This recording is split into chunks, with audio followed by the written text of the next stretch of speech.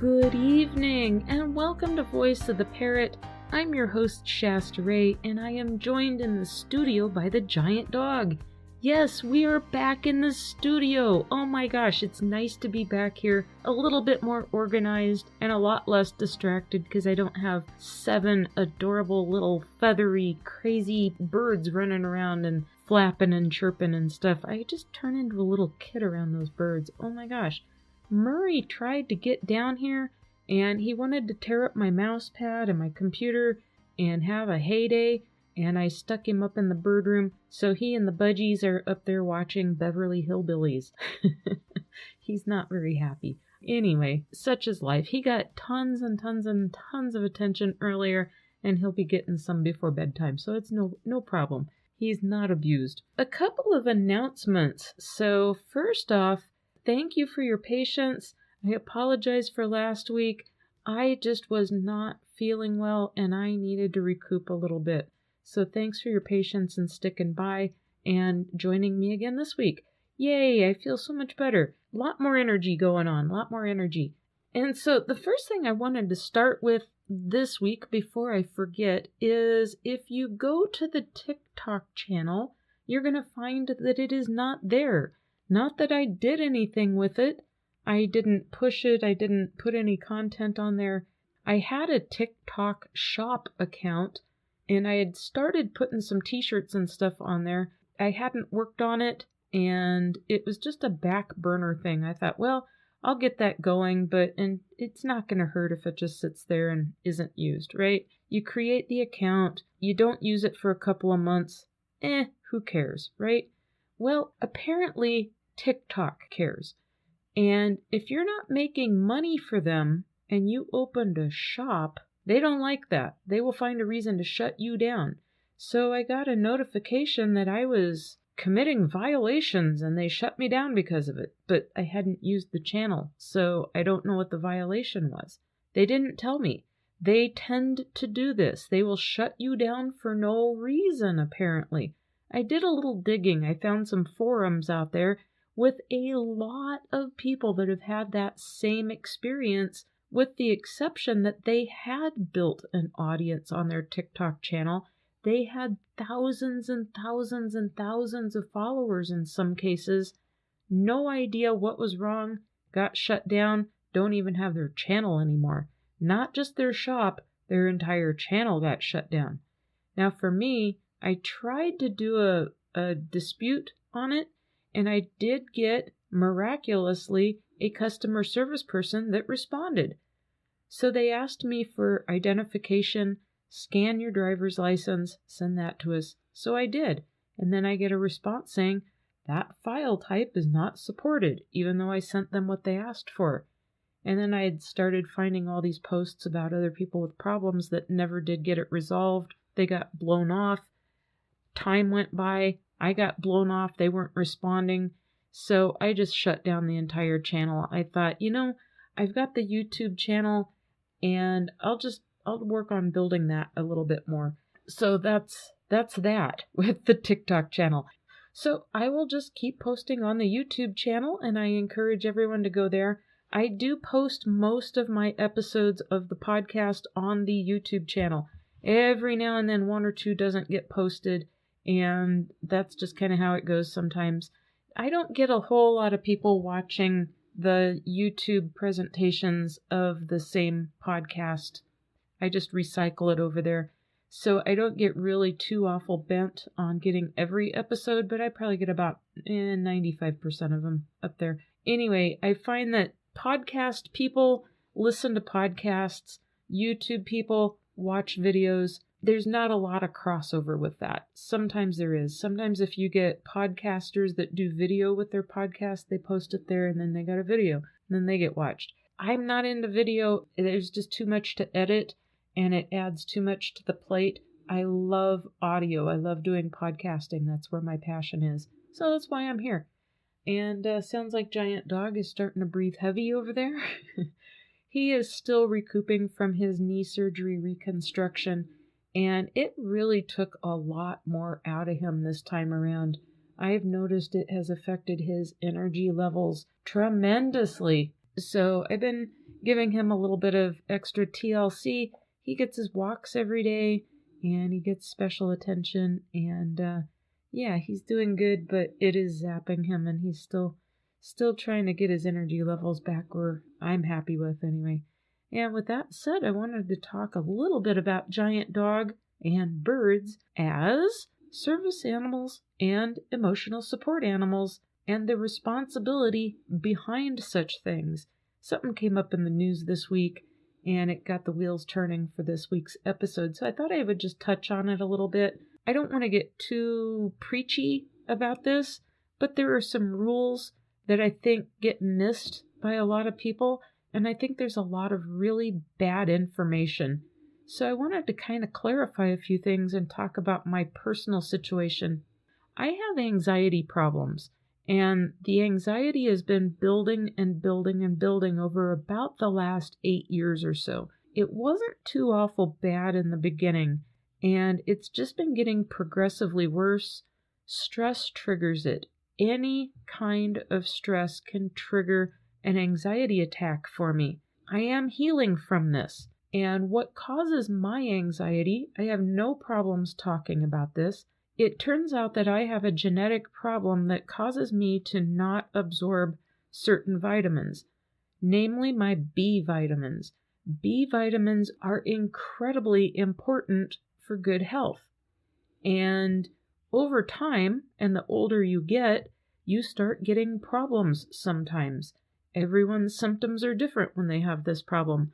For me, it's caused a lot of anxiety, depression, and when that happens, there are no medications that will touch it because it's a physical problem, and you put drugs on it, it makes it worse, actually. So I've finally found out how to address it, and it's slowly healing. It takes time. It's not instant. But that's been my issue, and that's what Giant Dog helps me with. He is actually a registered service animal that helps me with anxiety. But that does not mean that I abuse the fact that I have a little card for him and have him registered as such. He is very necessary for me. He is my friend.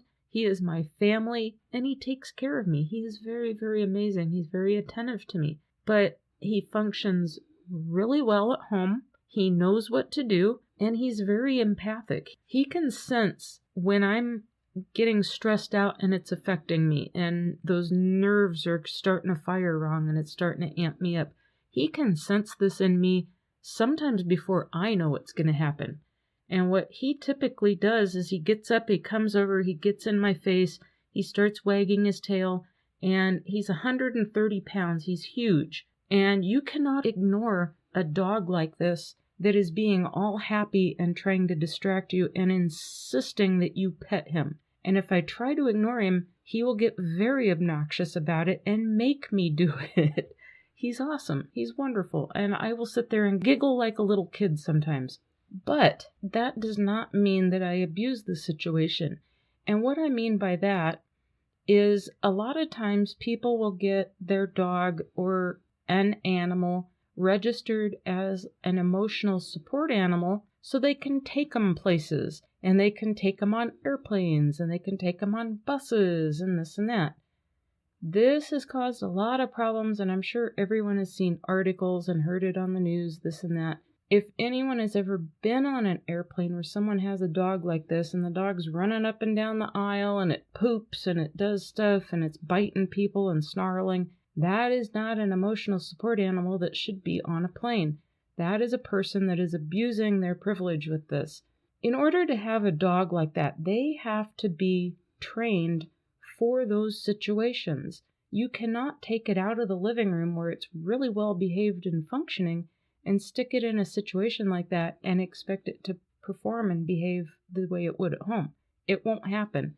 That's still a pet. That's still just a pet that's acting in a certain way at home, and you should respect that situation. A lot of people will register their dogs as an ESA so they can break the rules. This isn't cool. If you really, really, really believe that your dog or your animal is behaving as an emotional support animal to you, You need to get a therapist that is going to decide if this is right for you and if you can register it as such, and you need to have a trained professional back you with this. And then you need to be very honest with yourself as to whether or not it is appropriate to take that animal with you on an airplane or on a bus or in public or in a store, that sort of thing.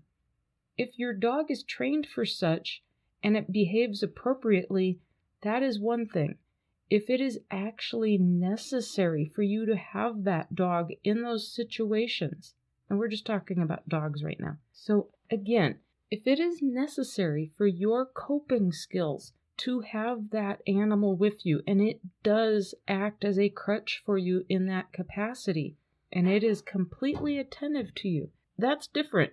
If you're just trying to get away with something, please don't. Please do not ruin it for other people just because you don't want to pay a dog sitter or you don't want to pay to have your animal boarded somewhere when you're taking a trip or whatever. If it is not trained well to be in a hotel room and it's not potty trained well, anything, you're not going to create a good situation for yourself, and you're not going to create a good situation for that animal. It is going to be stressed out. It is not going to be behaving as an ESA or a service animal if you registered it for the wrong reasons and it's not trained to be that way. I have spent an exorbitant amount of money on dog trainers with this dog, and even so, I would never take him on an airplane. I would never take him on public transportation. I would never take him in a grocery store. He's 130 pounds. He's my size, and he would not fit on an airplane, nor is he trained to be on an airplane. He functions for me in my home when I need him to function, and that's where I need him the most. That's when I need him because I live alone and I really don't have any family.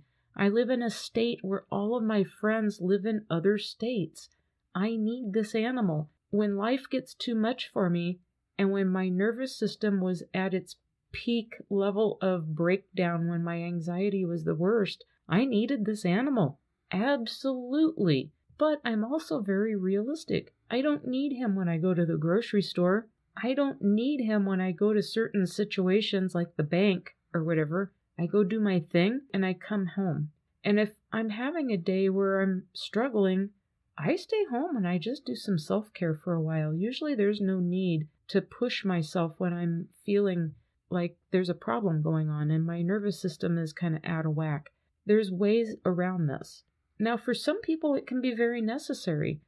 So if you do find that you are someone that's thinking about registering a dog or any kind of animal as an ESA, and you need to talk to a trained therapist and make sure that you can get the appropriate backing from a professional to get that dog registered properly. Service dogs are usually trained very specifically. Now, Giant Dog reacted to me normally. He's very tuned into me, and he's very, very sensitive to whatever my energies are, and he reacts appropriately.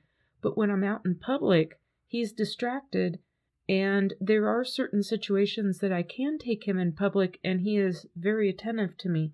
But if I had him in a very stressful situation like an airplane and he's not trained for that, plus he's enormous, that would not be appropriate in my situation at all, and I won't do it. So the whole point of this is if you're tempted to do something just to get away with something, please don't. It ruins it for all the people that really need that ability to register their animal as such. But this is a bird podcast, right? So I wanted to talk a little bit about what I learned. Birds absolutely can be registered as emotional support animals. Do you know why? They are even more empathic and dialed into their owners that they're bonded with when it comes to emotions and that sort of thing. I would say that Murray is way above and beyond that capacity compared to Giant Dog. Absolutely. That bird is on it before Giant Dog is. Holy cow. The longer I have had Murray, the more he is completely attentive to me. And he just flies across the room, lands on me, and he starts talking to me. I taught him to say I love you, and he knows when to say it too. It is amazing. He just senses it. But I've had him since he was 6 weeks old, and I have spent hours and hours and hours with this bird. They are very, very, very, very sensitive to these things. They are very empathic, and they are incredible. So I did a little bit of looking into this, like, can a bird be trained to be an emotional support animal, or maybe even a service animal in that capacity? And I would say yes, absolutely. I did find support on that online, and I want to encourage anyone that feels like this is a good fit to explore it if you have this sort of need. However, please, please, please reconsider if you're doing this to take your bird on trips or to take them on airplanes, that sort of thing. Birds tend to be very, very loud, and they are not going to be desensitized to those kinds of situations. You could have a major problem, and you could upset a lot of people on that flight, on that bus, in that hotel, wherever it is that you're trying to take that bird. And if it's not used to that sort of thing, it's going to be angry, it's going to be stressed out, and you could have a major problem on your hands. So the whole point is, I just wanted to kind of do some awareness on this. I have seen so many times, I've heard people talk about it. People have talked about it with me. Oh yeah, I'm just going to go register my animal so that way I don't have to get it boarded or I don't have to get a pet sitter. I'll just get it registered and I'll just say that I need it. That's not fair to the animal. You haven't trained it to be that for you. It may function like that for you at home, and that's great. If you need that bird, oh my gosh, absolutely. Get it registered. Talk to your therapist. Make sure it's appropriate. And if it's not the wrong kind of bird, it may help you with housing if you need to get into an apartment or something and you need to have that bird. But here again, if you've got like a cockatoo or a sun conure or something that is incredibly noisy, please reconsider if you're just doing it to break the rules. That is not what an emotional support animal or a service animal is about. It is not about breaking rules so that you can live somewhere and not have to get rid of the bird or dog. What happens with these situations is you need to plan ahead and think ahead and be prepared for these things, because life can throw you a curveball. And sometimes people do have to change jobs or move or be in a temporary situation. And it can be hard, especially with a large bird or a very loud bird. You have to be prepared for these kinds of things. You have to think ahead. So please, I implore all of you, if you have depression, if you have anxiety, or anything that your bird you're finding helps you with, get that thing registered. Talk to your therapist and discuss the situation, and then always act in an appropriate way with that registered animal. That might help you when you need that help. It may give you a legal edge when you need that legal edge, but don't do it as an excuse to get away with something. I would never take Giant Dog in certain situations. It would be worse on him. It would be very hard on him.